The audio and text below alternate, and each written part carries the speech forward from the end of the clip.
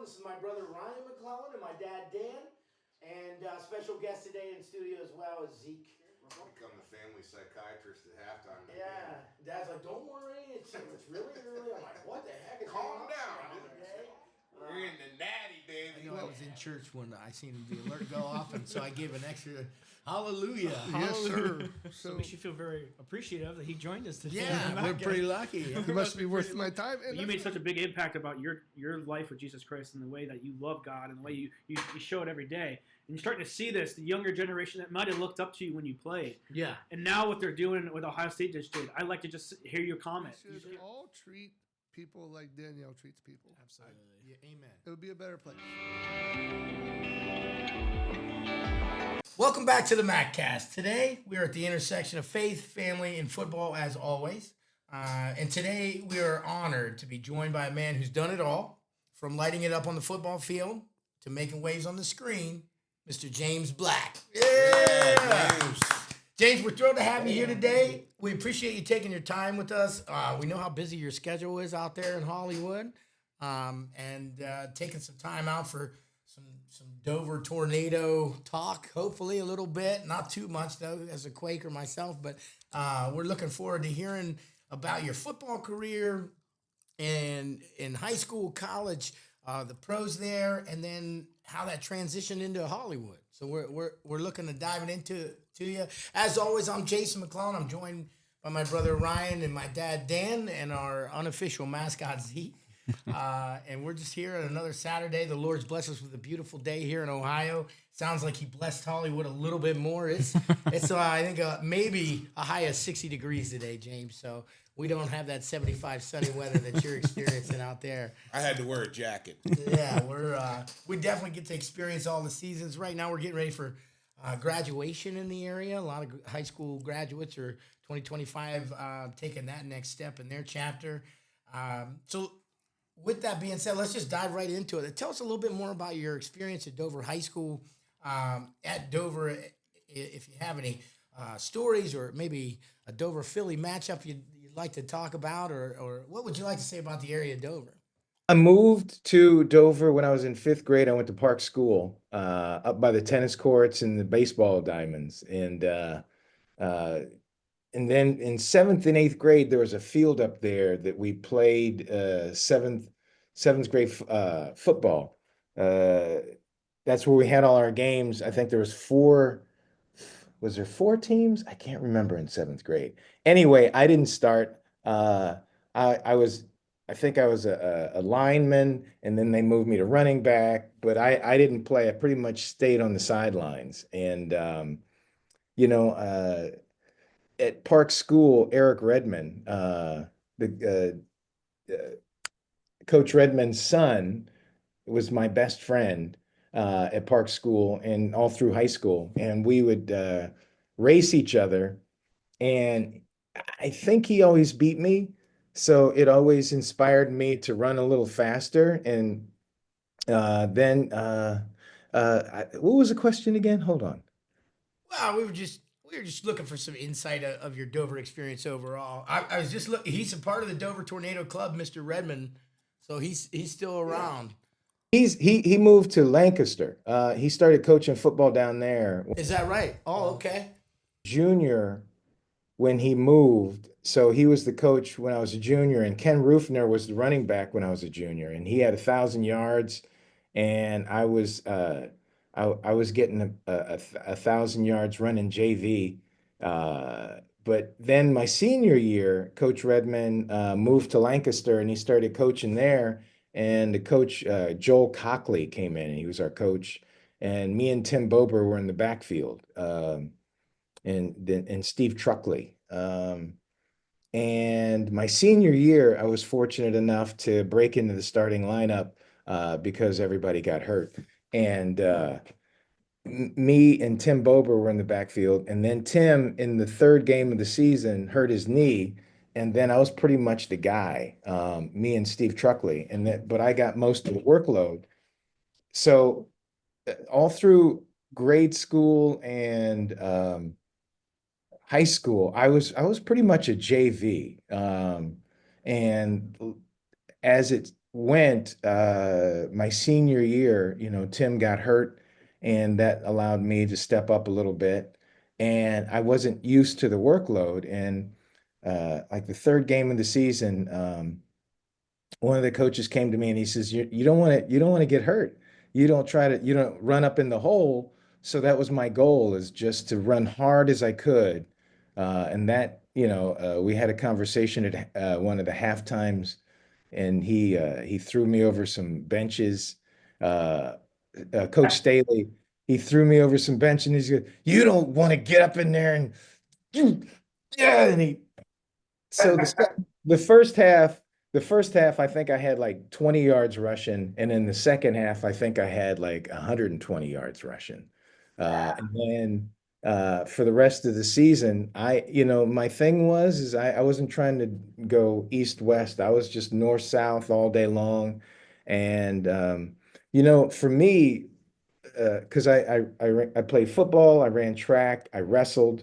Um, and each sport sort of blended into the next one. I got strength from wrestling, the core, and I got my speed, I think, from track. And Eric Redmond was on the team too. So, track, we ran our butts off. And so as a wrestler, uh, running back, I didn't care if somebody was in front of me. I didn't care if there was five guys. I was going to hit somebody, and eventually, somebody was going to, duck their head and try to hit me. And that's when, in the fourth quarter, they ducked their head, and I hit them, and then do a spin, and I'd be gone.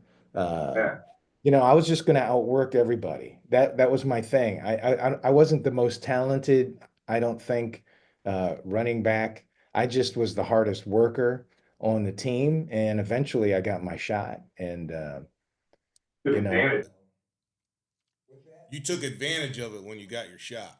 advantage of it. I knew the plays. I showed up. I was prepared. And then, luckily for me, because I was able to start my senior year, or not, after the third game, I got 1,000 yards. Uh, and Akron U saw me and offered me a scholarship. I think Kent State offered me a scholarship too. I took a visit down at Bowling Green. They were going to give me a half scholarship to wrestle, a half scholarship to play football. Uh, but playing two sports in college is not easy. So I wasn't even thinking about doing that. I'm not Deion Sanders by any stretch of the imagination. That's too much work. I wasn't going to do that. But I remember the one thing I remember about the Dover Philly experience, and I just to this day I remember the pep rallies, uh, the band playing all through the city, and then the band would play all through town, and then go up to the. They'll do that. They march all the way through town, all the way to the stadium. That's crazy, and and it's funny because the whole town shuts down, and everybody in both cities, everybody's at the stadium, and that to me is just amazing and electric. And the whole community football on Friday nights in all around Dover and Philly. It's just amazing that you could go to any stadium and it'd be packed on a Friday night. And that's what I loved. I lived. Football area, high school football area. Yeah. You need to know that you did make a name For yourself at Dover.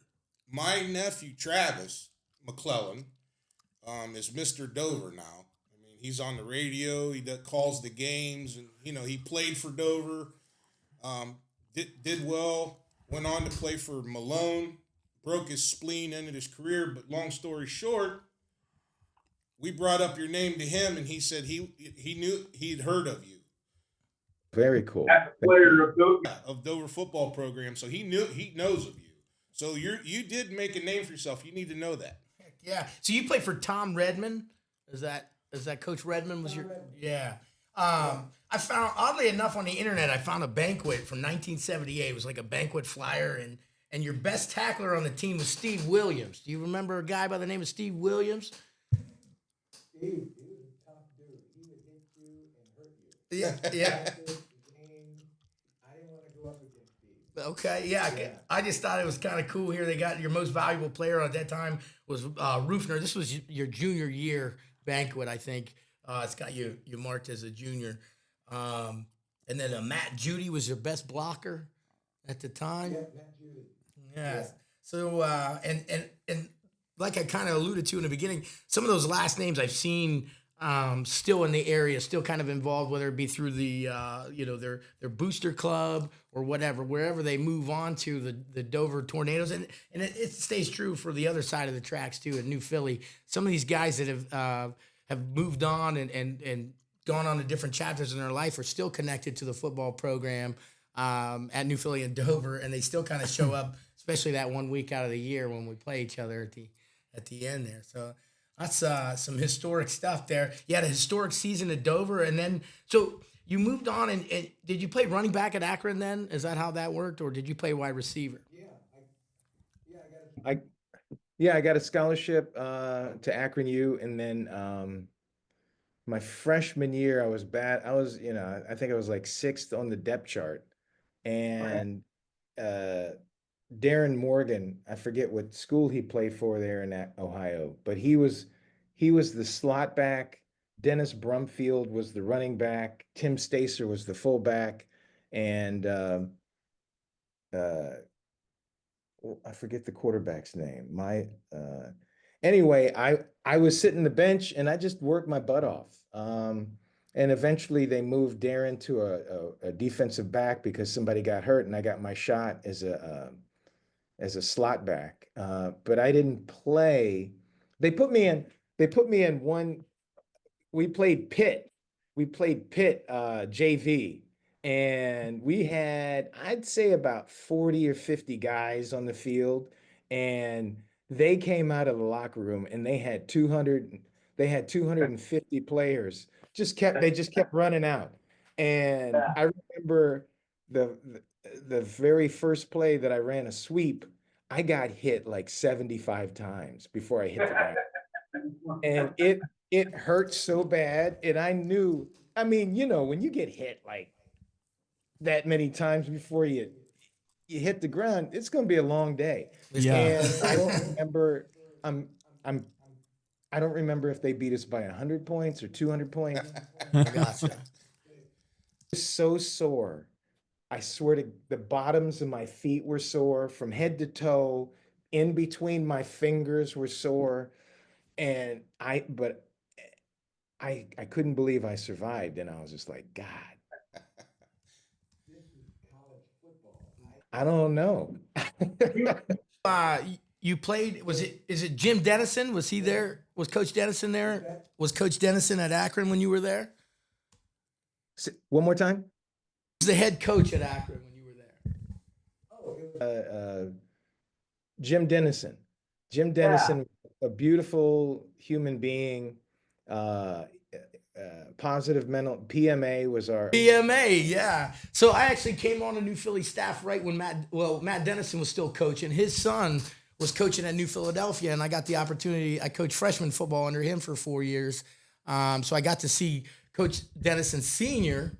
A couple different times at a couple different high school games. And you talk about a legend in itself. And PMA and some of the guys that came around that program. Was Jim Tressel there at the same time, or? Jim was there after. Okay, all right. Now, do you remember a little Matt Dennison running around, or do you remember little Matt Dennison running around at that time, or do you remember any of Coach Dennison's kids running around? Because he's had a couple boys. Yeah, I know all of them. Yeah, all of them. There was one Sunday where they asked me to sing Amazing Grace at their church. That's awesome. You sing a cappella? You sing a cappella? Yeah. I was a voice major at Akron U. I started off as a voice major. Majored in music. Yeah. What happened was with that is I would sing an aria, and then I'd go to football practice, and then I'd scream all Saturday in the game. And then on Monday, I wouldn't have a voice. And they're like, in the music department, they said, you're going to have to choose. You're going to have to choose either you're going to be a singer or a football player. And I go, well, I'm here on scholarship for football. So guess what? I'll be in the glee club, I'll be in the choirs, but you know, so I switched to communications. Okay. That's what I kind of thought maybe. Yeah, that would. I have one question about you and your Akron University experience. I played with a guy named Brad Reese. Do you remember Brad Reese? You do. He was Kodak All-American 4 years in a row at Akron U, and it would have been like he would have been maybe a sophomore or a junior when you were a freshman. Yeah, I he think- was. I think he was a. I think he was a junior. I played with him my junior and senior year, and I remember. I love Brad. And they go, don't do that. Don't stop. Just stop it. And I go, I couldn't help it. I was a singer, and I would just start singing in the shower. And one day, what happened is uh, we would go after practice. We would go to eat dinner, and we would all stand in line waiting to get dinner. So there was the girls' dorm right there, and I would walk in there, and I'd play the piano, and I'd look out to see if the line went down. And after the line went down, then I would go out and I would get in line and go get my food. So I did that pretty much every day after practice. So they told me, stop singing in the shower. I didn't. So one day, like 10 guys and Brad Reese walked in the girls' dorm. I was sitting there at the piano. They picked me up and they threw me in a trash can. Because you were singing. And it didn't stop me. So a few days later, this was during I forget how. Anyway, they picked me up, they stripped me naked, and they taped me to a chair in the quad, and put shaving cream on me. And I'm pretty sure after that I stopped singing in the shower. You can't get away with that kind of stuff. Brad anymore. Reese, by the way, was the biggest stud. In practice, and he'd hit me into Tuesday. He was an animal. He was an animal. I mean, he hurt so many. You'd watch him in games and he would murder people. And his arms were like this big, and and I don't think Stud that ever came out of Tusky Valley at the time. Whoa. Jason That's the time. McClellan was a pretty big stud, too. I went to Tusky Valley. I don't know. Ryan did pretty good too, playing football for Tusky Valley. Yeah, just in my own world I was my own stud in my own world. Yeah, I was a freshman when Brad was a senior in high school, and senior day was not good because that was back when they would get a 40-yard run and you would hold a bag up and they would hit you. That was welcome to Tusky Valley football. That's crazy. that hurt. Yeah. Another thing, let you know what's going on. You remember the Canal Days downtown Dover? Oh yeah. That's going on right now, right? Yeah. I was in the arm wrestling contest in Canal Day. Down there in the Canal Days? You down in Canal Days? Yeah. Me and my brother. I remember I was working at Bueller's when there was one in Dover, and I had to finish up my shift, and I barely made it to the first round of arm wrestling contest. Now, how'd you do? I won. Okay, very cool. Very I cool. won 2 years in a row. All right. Me and my brother, and then we had to go against each other, and I can't remember who won. I had a trophy, and what we did with our trophies, because my mom said, we got too many, so we would take them out in the backyard and we would shoot them with our BB guns. Yeah, okay, very cool. Very cool. So you alluded earlier when you were in high school about not getting outworked. So when you went to Akron, being the sixth man on the depth chart, what kept you stable as far as I'm the sixth man, I got a lot of work to do? What kept you continuously that fire under you to compete? There's a couple of things. One of them was I didn't know any better. I just had one speed. I really I worked my butt off in high school, and I knew that I would get a shot just like I did in high school, and I just had to be ready. And I remember it was the beginning of practice, and I think I was a sophomore, and Dennison walked up to me, and he goes, "I see you. Keep working hard, and you'll get your shot." So Now, do you, he came up to me, I was catching punts. I don't know if I caught every punt. In fact, I'm pretty sure I dropped every one of them. But he walked up to me, and he said that, and I'll never forget it. And I think 2 weeks later, he put me on the field as a slot back, and I ran as a sophomore. I think I had like 700 yards that year. I had the one play. What was it was a it, we had the I and then the slot, and Brumfield would run it like 30 times in a row, and then that one time they'd fake it to him, hand it off to me, and I'd cut around the other side and run for my life, and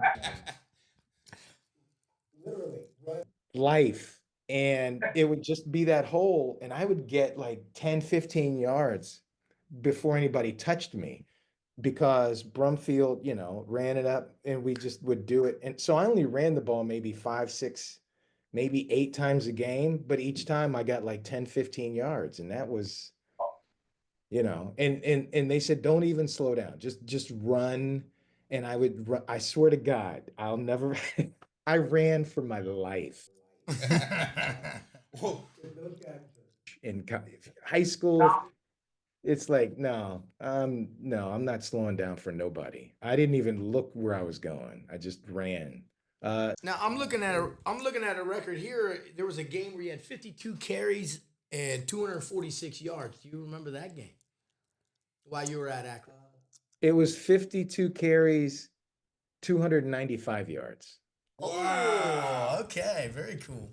Now, is that still a record at Akron? Uh, I think it's still the record for the most carries in a game, and I'm pretty sure I think somebody got like 300, but it's in the top three still at Akron U, yards per game. And my senior year, I remember right in the middle of the year, uh, I needed probably like 700 yards to break the all-time record. And I I remember saying, somebody was interviewing me. They go, "You think you can get it?" And I go, "Well, let's see. I need to average 250 yards a game. Yeah, I think I'm good." I think I averaged it 40 times a game. So I was going to get the shot. It was just up to me. And I had a great line at Akron U. I got them t-shirts that said the Hogs on it. Yeah. Okay. Like the Redskins. Yeah. And I got the t-shirts at Clar Athletic. Uh, Very cool. Shout out to Clark. Clark. Yeah. They're now what are they now? Dumont? Dumont. They go under Dumont's. There's still some Clark kids in the Dover school district too. I think his grandkids are playing ball now. and Julie Leggett, Julie, their daughter, is married to Leggett. Yes. Yep. Yeah, I see them all the time. Doug was one of my first friends in Dover because I grew up not far from Clar's, and every morning I would run by, Doug Clar was the guy who gave me my first cleats and a football when I moved to town. He took me back to the warehouse, and he gave me some, I'll never forget it. He gave me some ugly orange and blue shoes. What? Ugliest thing I've ever seen, and a football. But I was grateful, grateful, and I wore those things out because growing up at that time, as you know, there wasn't internet or video games. You had two things to do. You could do chores in the house, or you could go outside and get on your bike and ride for hours and just run and go up to the baseball plate, just stuff. You were outside, and if you ever went back inside, as you know, your mom or your dad would make you stay inside. So I was never, I would sneak in, get a drink of water, and then leave for like 4 hours. And there was no video. We lived a similar lifestyle. My mom would say, "Get outside, don't come back till dinner time." That's it. Because she was taking a nap. And then after dinner, she would say, "Make sure you're home, but when them street lights come on, you better be home." That's it. That is it. Played outside. There was no electronic games, none of that stuff. Look, Converse. Remember, Converse was a real popular shoe. Yep. During that, When the suede, remember the suede Converse came out? Oh yeah. Yeah. So, hearing that about Doug Clark, though, I wonder how many other, young men and women he's helped around the area. Those are some unsung stories that you don't necessarily always hear about. But we know that our area in Tuscarawas County is involved with a lot of adults that are loving and caring to the kids in the community. And to hear a story like that, it makes me think. I can only imagine how many other people poured into our youth as a community. Is anybody else stick out to you from Dover that contributed to you, or it helped your experience at Dover or Tuscarawas County area while you were here that sticks out that you still might stay in contact with? I went to the Church of Christ up there on I think it's 4th Street. And it was a big part of my growing up, Sunday night, Wednesday night, and I was there, 3 times a week.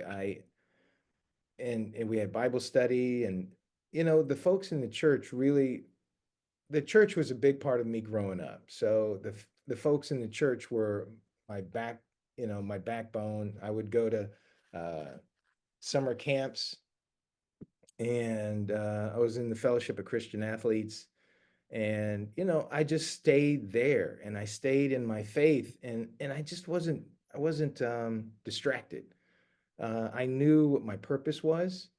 I knew that, playing sports was huge to me. Being in the church was huge to me. So I, I, I was training. I went to church, and the Bible was a big part of me growing up. And if it didn't have to do with sports or church, I wasn't interested. I didn't go to parties. Um, you would always see me up at the stadium running stairs, running sprints. I would catch the football with Eric Redmond and my brother. We would run patterns. I would take my dog Spike out.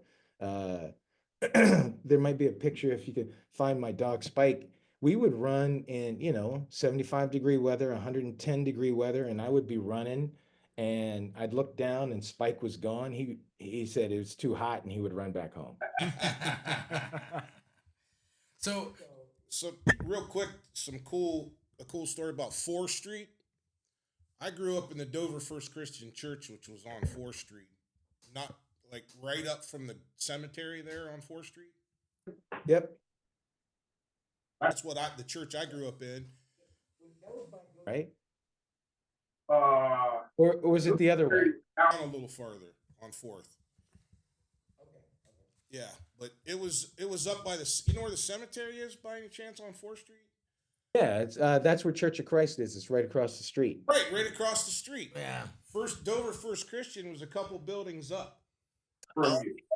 Yes. Okay. Church that I grew up in, and then these guys, my sons grew up in the Dover First Christian Church when the church moved. We moved out by the new Bueller's. Okay, that's where our new church is now. That's the church that these guys grew up in, and now I've relocated a couple times. I end up in New Philly First Christian Church, so that's where I'm at, New Philly First Christian Church, but still very connected to Dover First Christian.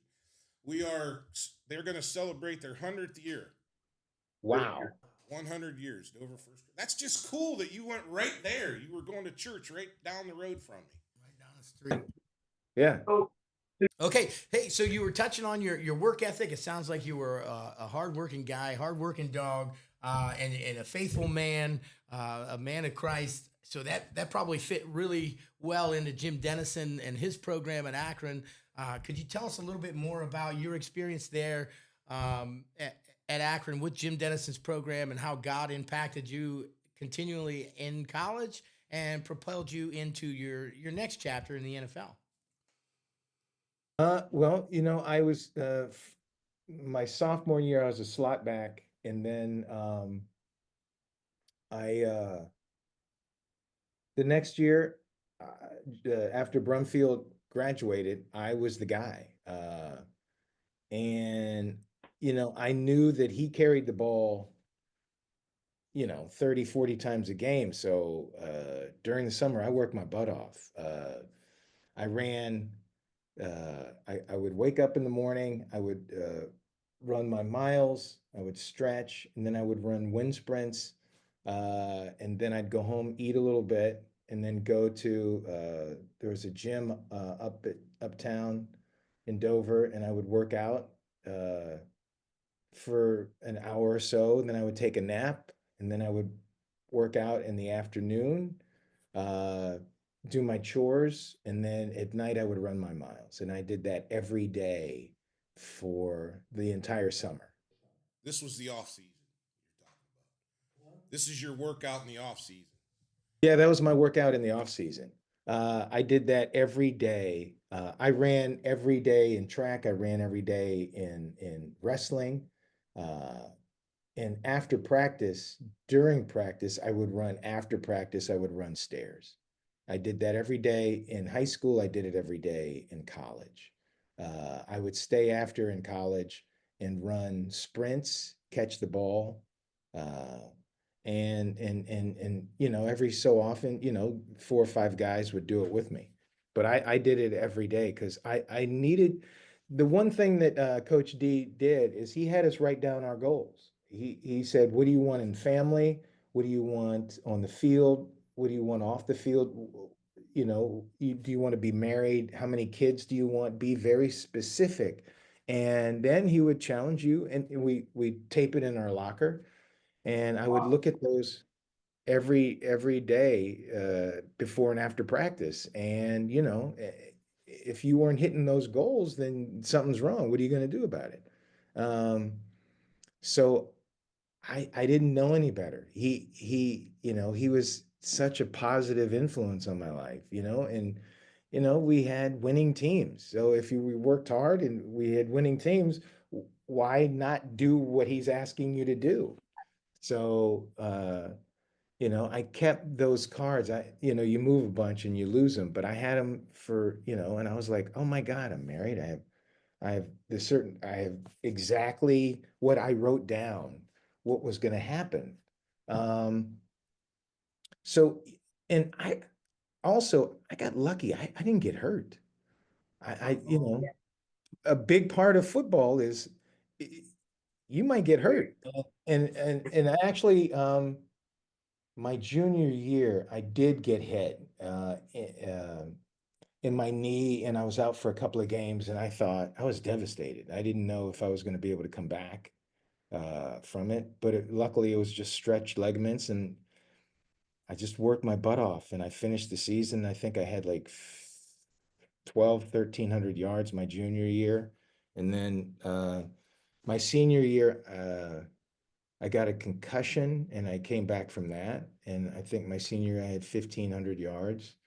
But you know, Coach D, he would play the music before practice, and we had our song. I can't remember what the song was. If we'd lose a game, he just had a way of motivating you, and I believed everything he said because the results, he was never wrong to me. He said he would say things and then they would happen. And if you didn't follow protocol, he'd get in your face, and it wasn't pretty, and you didn't want it to happen twice. So I remember one time in practice, was it? No, it was in a game. It was a goal line stand. And he was like, if you don't score, don't come back. Just, just don't come back. And I was like, okay, I guess I'm scoring. And there was one game we played Eastern Kentucky, and the score I think was 9-7, and they won. And there was a goal line stand, and they knocked out all of our fullbacks. They knocked all of our fullbacks out. So they put a halfback in to block for me on a goal line stand, and he may or may not have hit the linebacker that he was supposed to. And I know that I scored, but they didn't give it to me. And that was before halftime. And that was the worst halftime that I've ever had.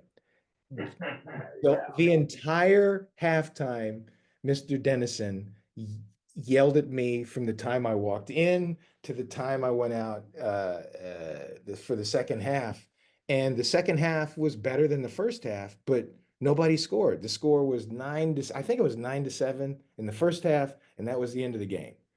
Nothing, it was just a stalemate. But I do remember that I've never seen, not since Pitt, I would get the ball in the backfield, and there was 9 guys standing there waiting for me in the backfield. And I'm like, is nobody blocking today? Just no one is thinking about it. It's funny because you remember those games, and I couldn't tell you what happened in the games that I won. I don't remember. And those are the things that challenge you. It's like you don't want to have that day again. So when I got, to my personal training time, I would bust my butt because I knew that I didn't want to be in a position of not getting the touchdown or not getting the 1 yard or the half yard or whatever we needed for the first down. So I put in the time in the summer because I wanted to put it out on the field. And one of the reasons that you learn, to me, I learned from my mistakes. It was my senior year in high school, and I had gone to state in long jump, and I think I placed like 8th or something my junior year. And my senior year for track, Coach Heller said, where are you? And I said, I'm tired. I'll come out in a couple of weeks. And that was, I didn't put in the full work. And when I got to state, I didn't have that extra, and I didn't make it to the finals. And I knew that I didn't put in the work. So and that carried over to college. I wasn't going to leave anything to chance, ever. And, moving into pros, I remember in college, I went to see a Browns football game, and I was watching the game, and I was like, I can do that. Me too. That's sometimes when I watch it, I think I could probably block better than that. So, and I put in the work, and I said, if I get a shot, I'm gonna take like Brad Reese. I'm gonna take somebody out. I don't make the team, don't make the team. I don't care. I am going to leave a mark, and I'm gonna leave everything on the field. And when I got into the training camp for the Browns, I was running down. I was running down on kickoff in practice, and Coach Schottenheimer was on the field, and they kicked the ball, and the guy who caught it was behind Schottenheimer. Now, I remembered in college, there was one time where they told me I was catching a punt, and somehow the referee was backing up, and he pushed the ball out of my hand. He made me fumble the ball. They got the ball, and they ran it back for a lot of yards. And they said that the referee is not part of the field, or it is part of the field, and he doesn't count. He's just like, he's so that reminded me of Schottenheimer when I was running down on a kick. He's not really there, So the guy who caught the ball was behind Schottenheimer. I grabbed Schottenheimer and I slammed him into the guy with the ball, and he fumbled the ball, and I picked it up and I ran it in for a touchdown. Now, Schottenheimer's glasses were like this, and he was bleeding, and he got up and he started cussing, and he goes, "Who hit me?" And everybody pointed to me. You had the tape with your name on it in practice. Uh, and they pointed, it was Black. He hit you. And and Schottenheimer said, he's the only one out here that wants to work. The rest of you, I don't know what you guys are, but I don't care if you're a draft choice, if you're a free agent. I don't care. If you don't work, you're gone. You are gone. And that is the moment that Schottenheimer and the coaches knew who I was. And Great story. What a great story. that's how I played. That's how I was in practice every day. I didn't have step, and they were like, "Hey, we're just warming up," and I'm like, "You ain't paying me. You ain't paying me. I ain't got time. No, I don't know what you're doing, but I'm going full. If I'm standing on this field, and that's what Redmond taught us, and that's what Jim Dennison taught us. If you're on the field, you're not jogging, you're not half stepping, you're out there to play football. And when you're off the field, then you can do whatever you're doing. But when you're on the field, it's like it's religious. It's a religious experience, and that's kind of when I moved to Los Angeles, somebody told me, they said, treat acting like a full-time job. Get up in the morning, have your things that you're doing. If you're going to meet people, if you're going to audition, you do it for 8 hours. You don't do it for 4 hours, 3 or whatever. You work your butt off.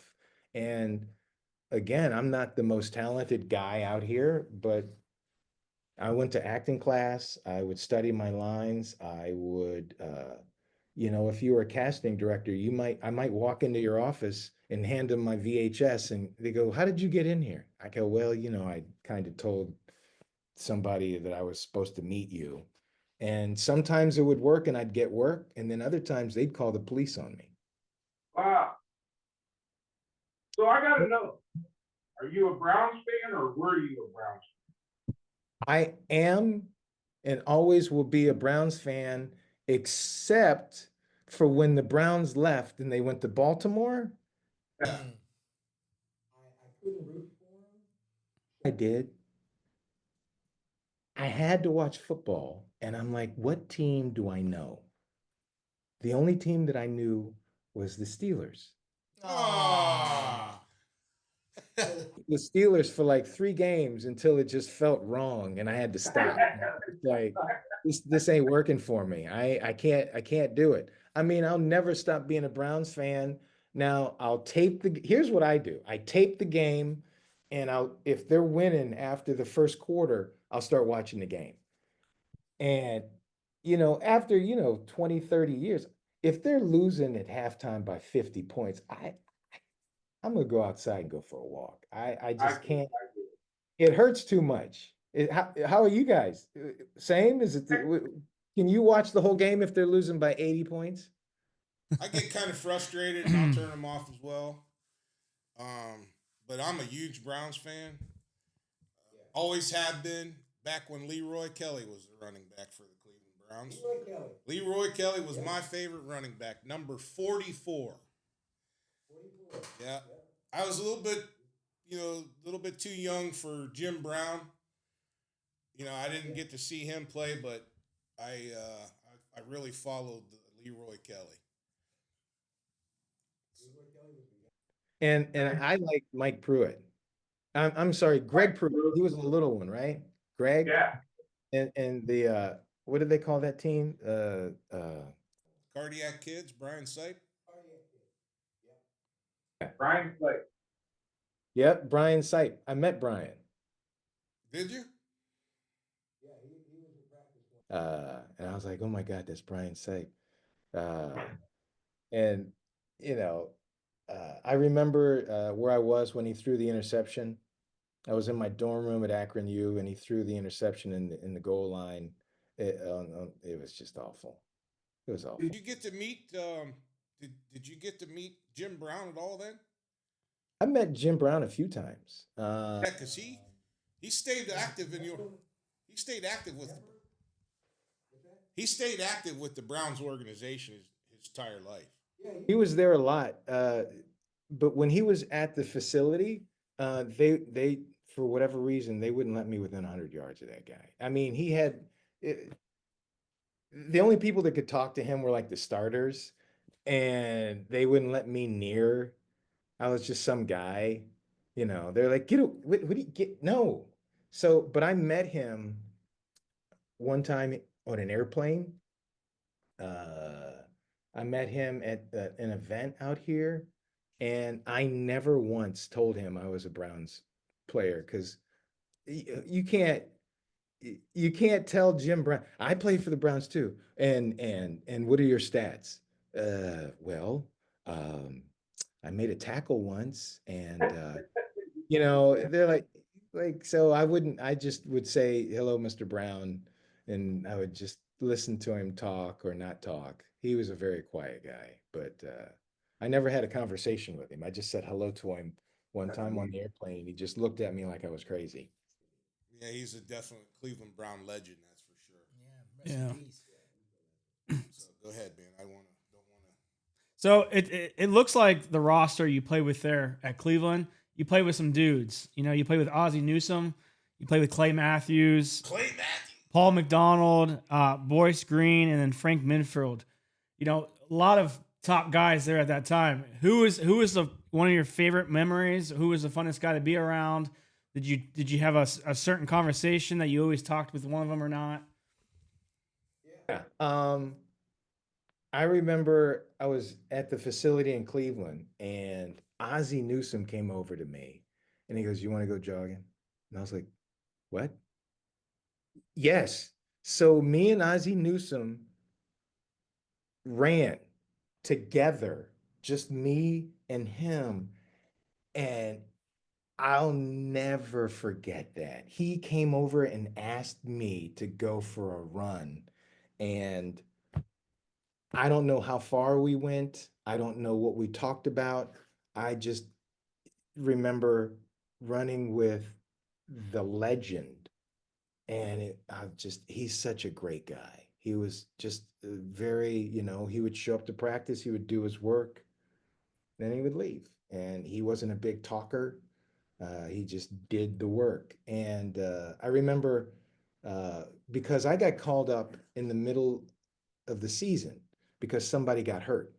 I got cut before the last cut. And then I was working at Best Western in Columbus, Ohio. Yeah, I got cut. I moved in with my brother in Columbus, and I got a job at Best Western. And James Black, Best Western, how can I help you? And it, and on the other line was Marty Schottenheimer, and he goes, "Somebody got hurt. We need you in camp tomorrow. If you're not here by 6, don't bother showing up." And I was like,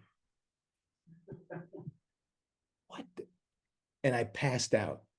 I passed out. I fell on the floor. I had the phone still in my hand. My boss walks up. I'm laying on the floor. He goes, "What are you doing?" And I was like, "Ugh." And I said, "I quit. I'm coming back from my check for $84 for 3 weeks of work. Look at the TV. I'll be number 35. I'll be the running back for the Cleveland Browns." And he was like, "What?" And I hung the phone up, and I left, and I threw all my stuff in a plastic bag, and my brother drove me to Cleveland. And that's how it started. And I remember one practice, Clay Matthews walks up to me, and he says, "I guess you're our lucky charm or something. They think that you in something." And then he walked away. I don't know what he said, but he said something about being a lucky whatever. And I would hit him. You know, the running backs and the linebackers had to do the drill where you keep them from the quarterback. And I would count how many people, me and Boyce Green would be standing there, and we would count to see who we had to hit. Was it Chip Banks? Was it Clay? Uh, and what's his name? Bam Bam. I forgot his name. Uh, so we would try to get certain people, and Boyce Green would put me in front of him or behind me, so we wouldn't have to go against Chip Banks and Clay Matthews. And I still got a scar on my shoulder from Clay. He hit me and drove me into the ground and just twisted my head, and my knee would buckle, and he would just sort of throw me into the quarterback, and I would just be this thing, and I'd go back to line and I'd straighten my helmet out. But every time I hit him in practice, it was a car wreck, and it didn't feel good. Him and Chip, they would hit me so hard. I mean, it would rattle all the way to your ankles. You could feel everything breaking. Uh, I was like, this is not good. What? And it would hurt me. And if you did a really bad job, they'd make you do it again. And so I have a picture of me somewhere of me getting destroyed by Clay Matthews. And That's awesome. That's a good photo to have up. it's a proud moment of it looked like my leg was buried in the ground, and I'm like this, and it was just, and he's like over top of me, and you could see him looking at the quarterback, and me crying. I'm crying, and there's blood coming out of my nose. It's awful, but I just love that picture. It's somewhere. So how did you end up in Columbus then? Why did you left Dover and went to Columbus? My brother lived there. Oh, okay. So you went down with your brother. So yeah, and then after football, I moved back to Columbus, and my first job was at I forget the name of it. I think it was Wendy's. My first job after the Browns was Wendy's, and I made chicken. What a transition. All right. And I remember the guy, he was like, he was looking at my resume. He goes, "It looks like you played for the Browns." Yeah. Yep. And you want to work here? Yeah. Yeah. Yep. I need a job. Yep. I need to work. And he's like, okay. So I think I worked there for like 2 weeks. And then I got a call, and the Ottawa Rough Riders wanted me to come up there and play. So this time when the phone rang, I didn't pass out. I was just like, get me on a plane, get me up there. And Canadian football is weird, man. I never got it. The field is wider. You don't have to stand in your stance. Everybody's running around in the backfield, and I'm standing there waiting for somebody to hike the ball, and everybody's running around because you can run at the line of scrimmage full speed as long as you don't cross the line before they hike the ball, then it's fine. It took me a while to figure that out. I mean, it was hard. So I didn't quite get it. I played in a couple of games, but after a couple of games, they're like, "Yeah, you need to go home because you're terrible." Well, that was before arena football then, right? Remember the arena football? It was before arena football. Because if it would have been after, you would have been a little bit familiar with that style, because in arena football, that's what they do. They run up to the line of scrimmage as long as they didn't go past it before the ball was snapped. Against me. So then I went back to the Browns for a camp, and I made it for a few weeks, and I didn't make it before the final cut. And then they called me up for a couple of games. I remember, and then I'd play a couple of games the second year, and then they would cut me. I wasn't on the taxi squad, but I remember I was at Bowling Green visiting a couple of people, and I'm watching the game in a bar, and this guy looks at me and he goes, "Aren't you on the team?" And I said, "Well, not this week, not this." And he was just like, "What the?" But yeah, I'll never forget that. Because he was like, "Your name is James, right? You went to Akron U, yeah." you're on the team. And I go, no, nope, nope, not this week. Maybe next week. We don't know. The phone will ring and we'll see what happens. But and then I was living in Columbus and I met a guy and I was on a radio station. And then I did that and I for a while. And one of the breaks, I read a commercial to audition for an improv comedy troupe. I was like, hey, if you're not doing anything this weekend, just come on down to the place down in downtown Columbus and you can get your chance to be in an improv comedy group. And I was like, I want to do that. So I stopped reading that commercial because I didn't want a bunch of people going. And I was going to go. So I went down and I auditioned for an improv comedy troupe, and 100 people were there, and I was picked out of 100.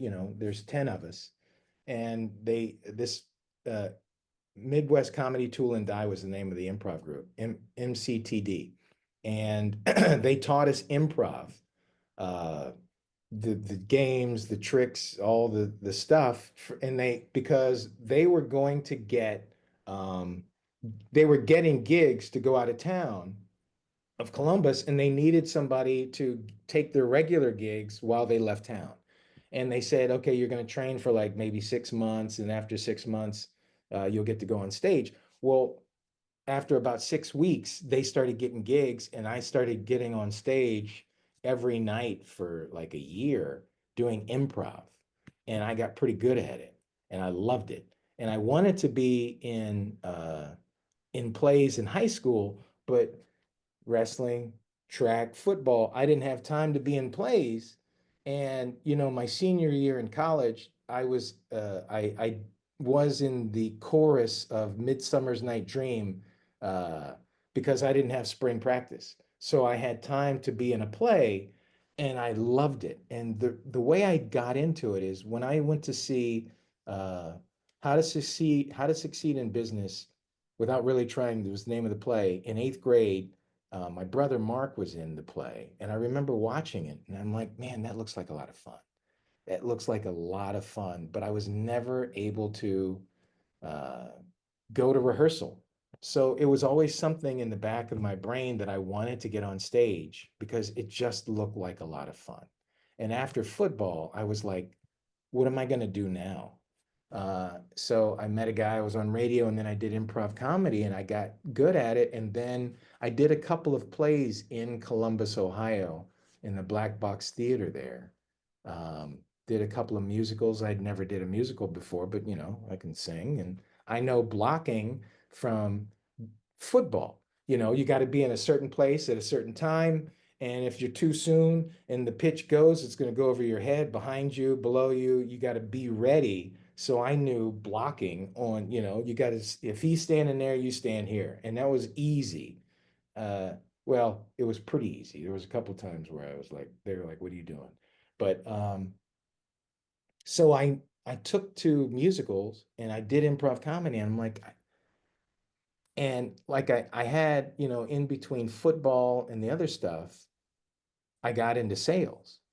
I sold cars, copiers, insurance, resort property before I moved to Los Angeles. And I was pretty good at it. So I thought that if I can be in sales and sell things, I can go to Los Angeles and sell myself as an actor. And people go, you an actor? I go, yeah, because improv comedy said act as if. So I acted as if I was an actor. And I remember from my first audition, they said, that you need a resume. So I wrote on a resume all the shows that were on TV that were off the air and all the plays that I saw that I was not in, and it was on my resume. So that was my resume when I would go into an audition, and they would look at it. Oh, you're on Star Trek? Yeah, yeah, it's off the air now. What did you play? I was the guy standing next to the guy. Oh, okay, great, great. And I acted as if that was my improv comedy, acting as if I was an actor.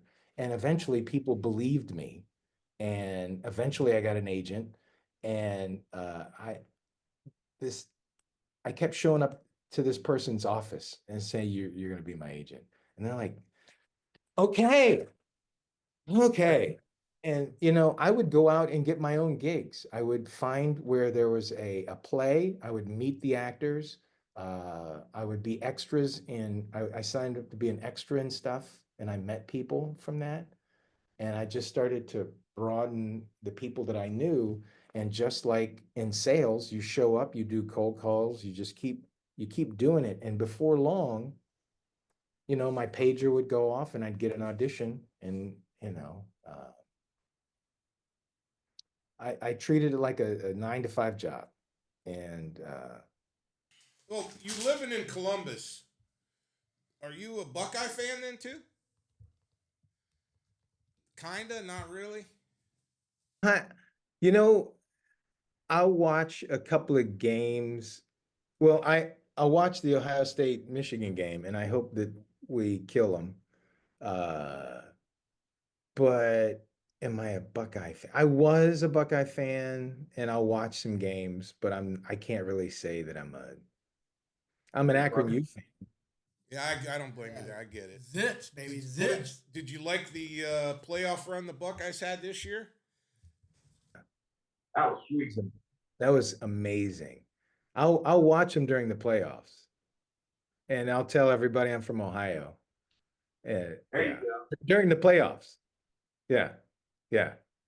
And I'm and such a big Buckeye. Buckeye fan that I watch games from the prior year and yell at the TV even a year later. I like to dissect plays and see where they went wrong, but yeah, I do that with the Browns. I'm like, because there was a couple of years. Oh, I'm sorry, there was a lot of years. So I'm like, why did they run that play in a sweep into the short side of the field? Makes no sense. What? Yeah. Why would you do that? That's wrong.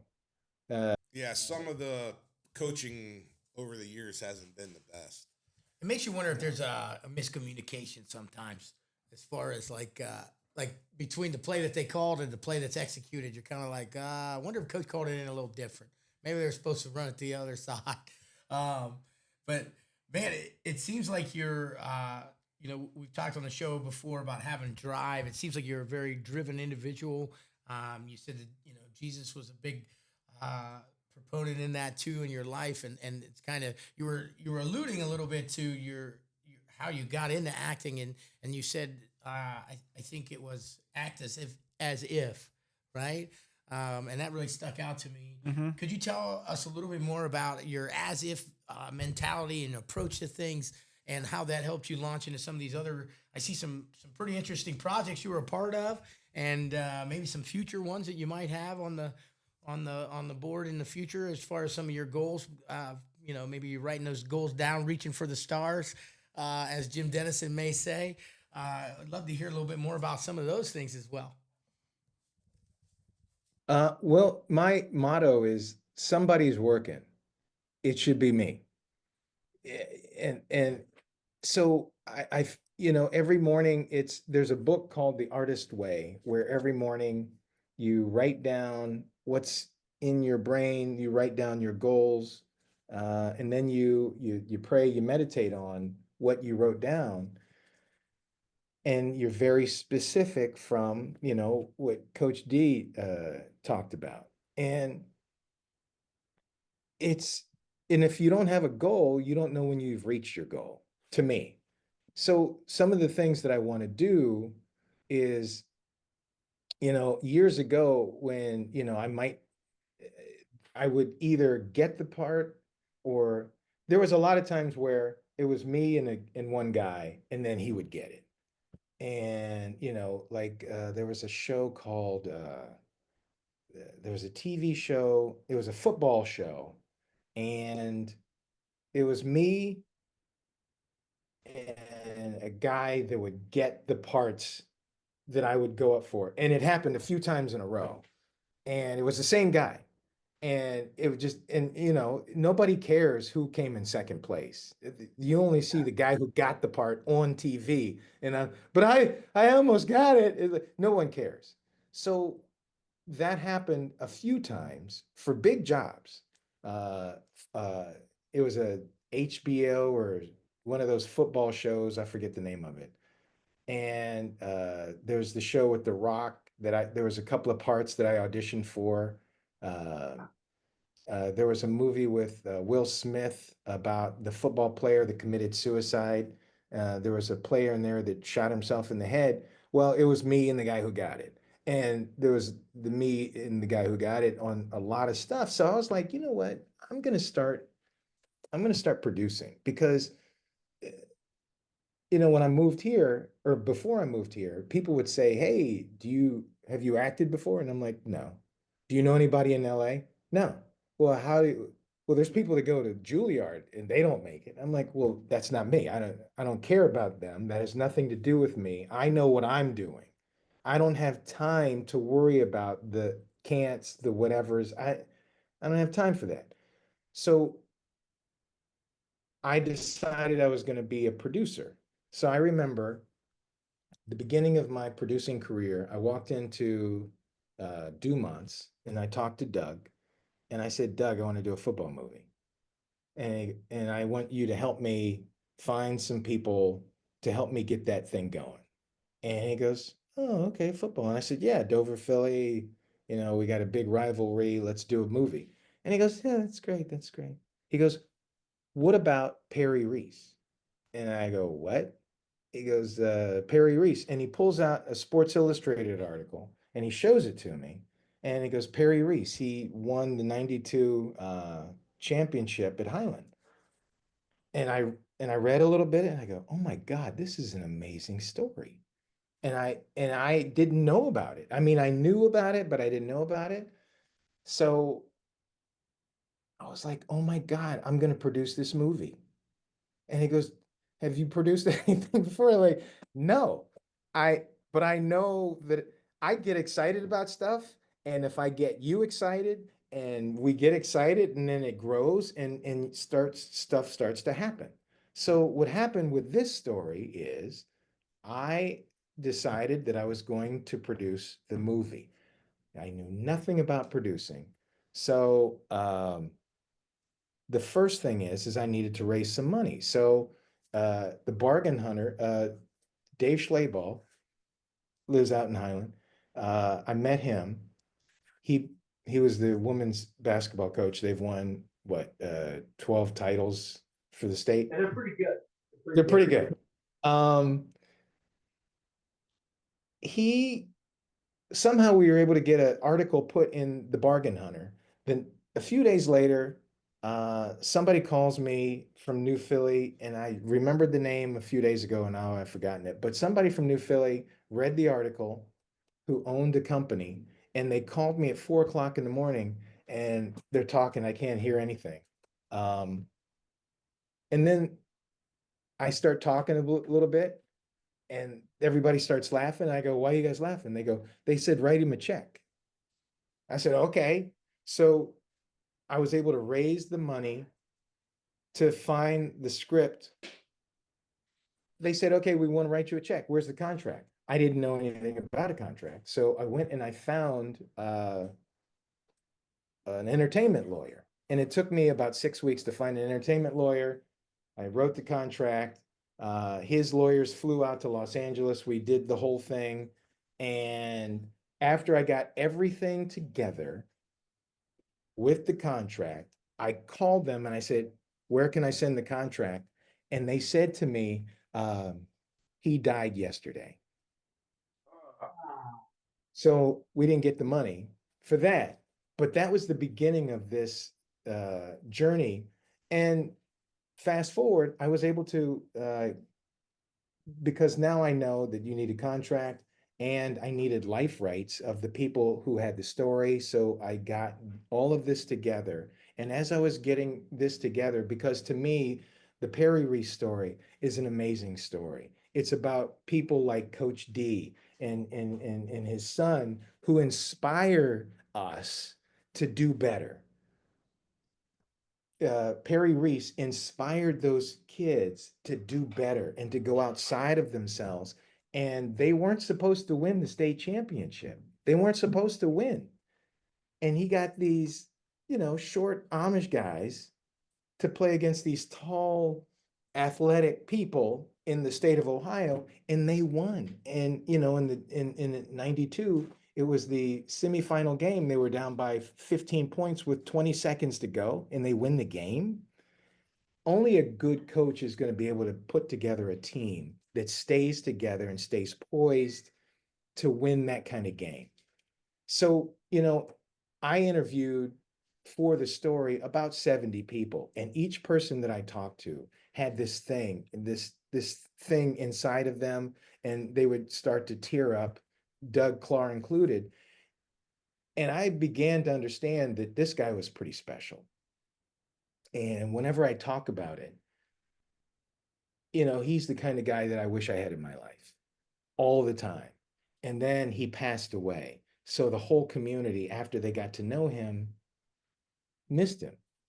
And I got to know those people, and they inspired me to want to tell the story.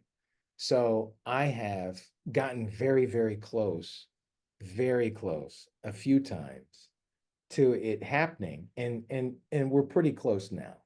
I've been on this journey for a lot of years. And one of the producers has this big, beautiful Beverly Hills office. And I was there meeting potential directors and actors. They're in the room, some of them, and things flow. They say yes one day, they get a job, they move on.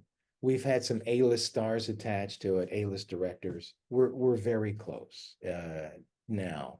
And you play 4 quarters, and you don't stop until you're done. And right now we're in the midst of a couple of things, and the Perry Reese story is going to make it to the big screen. And because of the journey that I've been on with the Perry Reese story, I last year produced 2 films. You can get them on Tubi and Amazon and Apple Plus, and there's some folks in town that have helped me raise the money for those movies, and we're in the process of doing more. But because of the journey, acting as if I was a producer, I became a producer. And, do I know everything? No. But do I surround myself with a team of people that know everything? Yeah. I, I pick up the phone, and they actually, yeah, James, how's it going? And they know what they're doing. So I learn from the people that have done what I want to do. And I'm not the smartest guy in the room, but I'll work as hard as you, and I'll get stuff done. Um, so that began the journey of my producing. And right now I'm in a show called The Family Business, which is on BET. We're in our 6th season, and the first 4 seasons are on Netflix. Mm-hmm. Netflix. Yeah. Yeah, I've seen a couple. What's that? I said I've seen a couple of them. Yeah. Oh, okay. Yeah, I mean, in the first 4 seasons, I'm standing there with a gun going,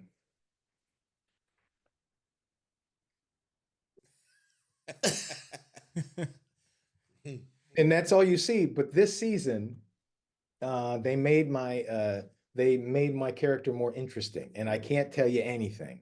But I'll be doing a little bit more than that. Uh, Opening the door for people. Good to see you, sir. Yeah, yeah. Close the door. But I knew the guy who Carl Weber. I met him when he first came to town, and I was on the book. I was on the cover of his book, The Family Business. And that's how I met him. And then they started shooting the show. And I called up Carl and I go, "You guys are shooting the show. How come I'm not on it?" And he goes, "Okay, I'll give you a part." That's how I got it. I made a phone call. I heard about it, and I'll track you down. It's my sales in me. So I try to get stuff done. I try to outwork people. I try to stay consistent on what I do every day. Now, are you going to get results every day? No. But as long as you're doing the work and you're enjoying the journey, for me, then I think I'm successful, and I like what I do. So, you Are you- know, You were in some other episodes too, like NCIS or anything like that. I've done about 100 TV shows. NCIS, CSIs, I've done them all. CSI New York, Las Vegas, all of them. Out here in the field. I'm a big NCIS New Orleans fan. I like watching that show. Is there? I got a pic. Yeah, I got a picture with Mark Harmon. Um, did a movie with George Clooney, Kurt Russell. Kurt Russell's a cool dude. I did the movie Soldier with Kurt Russell, and a year after I was down in Hollywood, and I forget why I was there. I'm walking down the street, and Kurt Russell's across the street. I mean, across the street, not close. And he goes, "James, how's it going?" I'm like, he remembered my name a year afterwards, and we talked for a little bit, and I was like, man, he's such a nice guy. And you were asking me before, are there nice people in the? Yes, there are nice people out here, and Kurt's one of them. And you know, and George Clooney is another guy he's a pretty nice guy. We used to play basketball together. I love Kurt. Whoa, you used to play basketball with Clooney? Uh, uh, George Clooney, No What's his way. shot like? great. He's an amazing basketball player. Play some hoop. Well, you heard it here first, folks. George Clooney. He's got a great shot. Now I'm terrible. So what I would do is they would drive and I would foul them and drive them to the ground. So every time we played, George would be like, "You're on my team because you ain't hitting me. You're not just team all the time." Because Games. I couldn't hit a backboard. I can rebound, but I shoot it and it go, you know, it's gone. I can't dribble. I remember when I first auditioned, when I tried out in seventh grade for the basketball team, the tryout lasted about 5 minutes before they said the wrestling room is down the stairs. I still can't dribble. I can't. I did a basketball movie. They didn't show me dribbling. I didn't make a basket. I pulled my hamstring. It was not pretty. It was I don't know. I don't know what basketball is. It's just awful. You made the right move going to wrestling though, because that helps you with the game of football. I wrestled as well in high school. I love wrestling. I was a 185 pounder at 167 pounds. So I was well underweight, but I had a starting position at 185. So that was, but it, like you said, you run, and you run. And it builds up your your endurance, your stamina. Wrestling, I think very important as a football player. For sure, for the hips and all that stuff, but also just the work ethic alone. I think wrestling takes a unique type of individual to be a part of that sport. And then those types of individuals are not afraid to work and they work hard. And it's an emboldening sport as well because it's one-on-one. So, you know, if you mess up, everybody sees it. So there's a lot to be said about wrestlers, and they turn out to be pretty good human beings as well. I pushed both my sons into wrestling. My youngest wrestled through middle school. In high school, size and stuff kind of went, but I saw the value in it right away. And I never wrestled. I played basketball, or I tried. I was on the team. Let's put it that way. But wrestling was very important. What was the wrestling movie I had you guys watch? Vision Quest. Vision Quest. Have you seen Vision Quest, the wrestling movie? I showed it because it was very inspirational, movie for me. Mm-hmm. So I passed it on to these guys. Lunatic Branch. Yeah. One thing that I need to know though from you is I've always heard about royalties, but I didn't know how that worked. Do you get royalties for like every episode that's aired? Is that how that works? Yes. For the commercials, it's changed from what it was like 5-10 years ago. And that's why we had a strike recently. But every time a commercial plays, I get a certain amount of money. Every time a TV show airs, I get a certain amount of money. And then what happened is 20 years ago, I would get a certain amount, then it would play again, I would get that amount, and then it would slowly go down over. I'm still getting checks for NCIS that played 10, 15 years ago. Now, the checks now are like $3. They've gone down like this. But what started to happen recently is they would go from here to there. And that's why we started to strike, because Netflix and the streaming has changed the whole thing. So even for commercials, they used to be here and they would go down like that. Now they just go like this. So now where I would have to do, let's say, 10 jobs in a year to make a certain amount of money. To make that same amount of money, I have to work 30 jobs. And that was another reason why I wanted to go into producing, because things were changing as an actor, and it's a lot harder to do. They're going to have the top Kurt Russells and they're going to make their money, but then everybody else they're working for this over here, and that number has gone down. So so that's why I started producing movies. Yeah, well, Kurt Russell, I'm glad you mentioned Kurt. He's like one of my favorite actors. My favorite movie is Tombstone. That movie. Right? That is an amazing movie.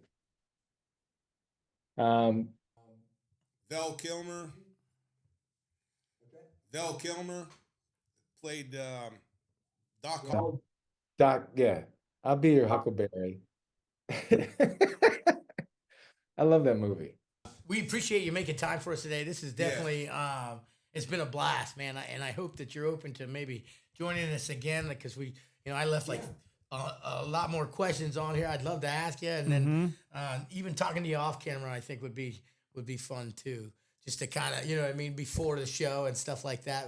That's not necessarily recorded. I would just love just to pick your brain some more, man. So we appreciate your time. I think Ryan had a couple questions here at the end, and then we'll wrap it up. Yeah, James, how can our listeners stay connected with you, and how can they follow your latest projects?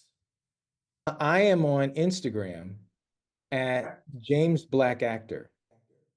Okay, I will make sure I Simple find enough. that. We're going to plug that below right now, actually, in our video, so we can follow you. We're going to be excited to follow that Percy story too. I'm looking forward to it. If you need any extras, I got the voice for, or the face for radio. So as they say. So no, but we appreciate your time. We're so thankful for you sharing your insight and your story with us. I'm sure our listeners are going to be as shocked as I was. It was quite the journey here this morning. We appreciate you, Mr. Black. And if you had anything to say to our listeners, what would that be? That's your last words of wisdom for us here at the MacCast. Say, find something that you can get excited about, and whether it's a job or a person or a hobby, get something that you get excited about that you want to get up and do every day. And if you don't have that now, find it. And, whether it's pottery or arm wrestling or something, get excited about it, and you're going to find a community.